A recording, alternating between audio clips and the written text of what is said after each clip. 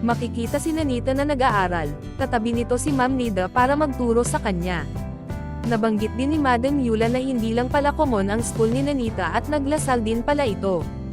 Nagpapasalamat din si Ma'am Nida sa hangga't buhay ni Ma'am Lenny Labrido at nakakuha ng slot si Nanita bilang scholar ng Lasal. Sinabi din ni Ma'am Nida na reading and writing numbers ang ginawa ni Nanita. Nabanggit din ni Madam Yula na nagsusulat si Nanita ng pangalan niya sa kanyang baon na worksheet. Dagdag pa ni Ma'am Nida na okay na si Nanita at dati ay 5 to 6 minutes sa kanya ang isang pages, pero ngayon ay wala pang 1 minuto ay tapos na niya ito.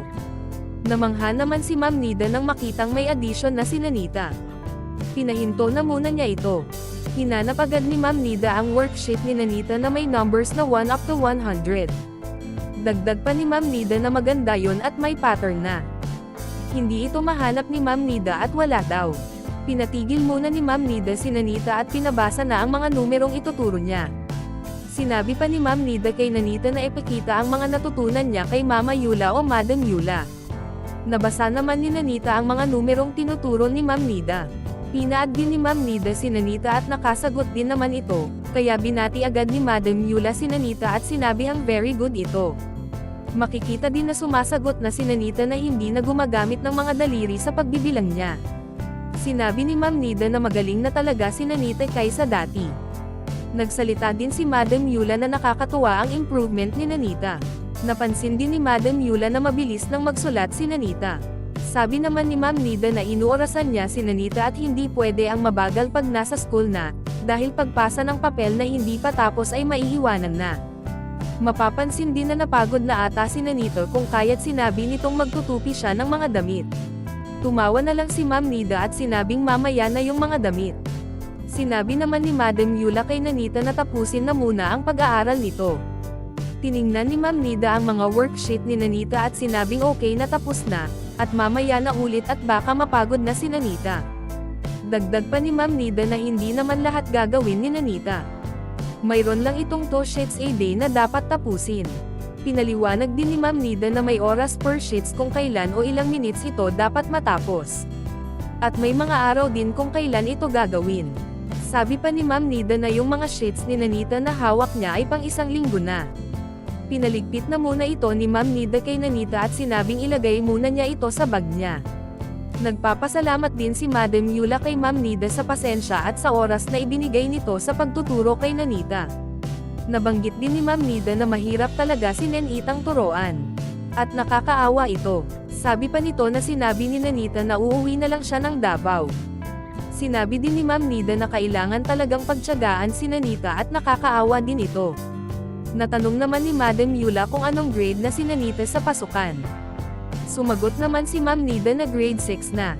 Makikita ang pagmamahal at pag-aalala ni Ma'am Nida kay Nanita. Sabi pa niya na wala talagang alam si Nanita nung dumating sa kanila. Binilhan pa daw ito ni Ma'am Nida na class cards para turoang makabasa. Natanong din ni Madam Yula si Ma'am Nida kung anong masasabi nito sa mga nambabash kay Nanita. Sumagot naman si Ma'am Nida na wag nang i-bash si Nanita bagkus ipag-pray at pagtiyagaan at nakakaawa din si Nanita. Paliwanag pa ni Ma'am Nida na kaya siguro ganyan si Nanita dahil nung nasa bundok pa siya ay pumasok itong walang kain. Late talaga daw ang learning ni Nanita pero naniniwala si Ma'am Nida na makakahabol pa si Nanita at pagtiyagaan lang talaga siyang turuan. Nabanggit pa ni Ma'am Nida na 29 years na siyang nagtuturo at libo-libong bata na ang naturo niya, kung kaya't alam niya kung hanggang saan ang kapasidad ni Nanita.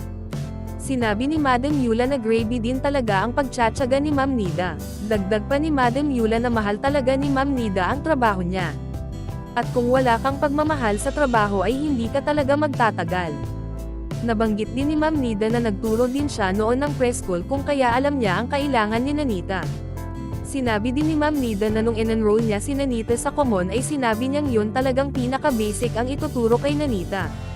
Nagpasalamat ulit si Madam Yula kay Ma'am Nida sa pag-aalaga at pagtsatsaga nito kay Nanita. Sinabi naman ni Ma'am Nida na malaki na talaga ang magbago kay Nanita lalo na yung pakikiharap niya sa mga tao. Dagdag pa ni Ma'am Nida dati ay parang takot sa mga tao si Nanita. Sinabi pati ni Madam Yula na ang swerte ni Nanita at ni Mylene dahil itinuturing talaga silang parang anak na nila Ma'am Nida at Tito Herns. Naikwento pa ni Ma'am Nida kay Madam Yula na si Xenia ay hindi talaga naturoan ni Tito Herns at dati ay nasa abroad din ang trabaho niya. Pero pagdating kay Nanita ay naturoan nga niya ito. Nakikita daw ni Ma'am Nida kung paano siya magturo at minsan ay napapasigaw pa. Nabanggit din ni Ma'am Nida na may kaibahan pag si Tito Herns ang magturo at napapabilis si Nanita. Sinabi din ni Ma'am Nida na disiplinado si Tito Herns sa mga bata lalo na sa paghahawak ng cellphone. Sabi pa ni Ma'am Nida dapat talaga ay may magmalasakit sa mga batang tulad nila Nanita. Sumang-ayon naman agad dito si Madam Yula. Nagpapasalamat ulit ng marami si Madam Yula kay Ma'am Nida at Tito Herns. Nagpapasalamat din naman si Ma'am Nida kay Madam Yula. At sinabi nitong si Madam Yula talaga ang kaagapay ni Pugong Biyahero, Sir Paul. Dahil totoong kaibigan talaga siya ni Sir Paul mula pa nung una. At para sa more summary video ng Pugong Biyahero, huwag kalimotang mag-like and subscribe.